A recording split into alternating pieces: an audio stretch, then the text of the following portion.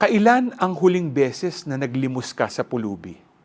O di kaya nag-abot ng tulong sa mga taong nangangailangan?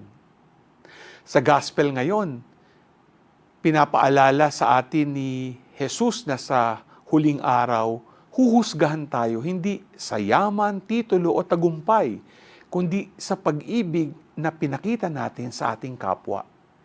Kapag tayo'y nagpakain sa nagugutom, dumalaw sa may sakit, o tumulong sa nangangailangan, si Kristo mismo ang ating pinaglilingkuran.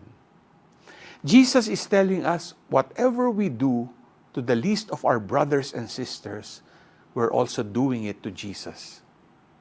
Nakikita ba natin si Jesus sa mga dukha at mga nasa laylayan?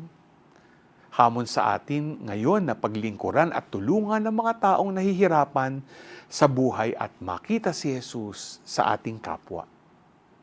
G ka ba?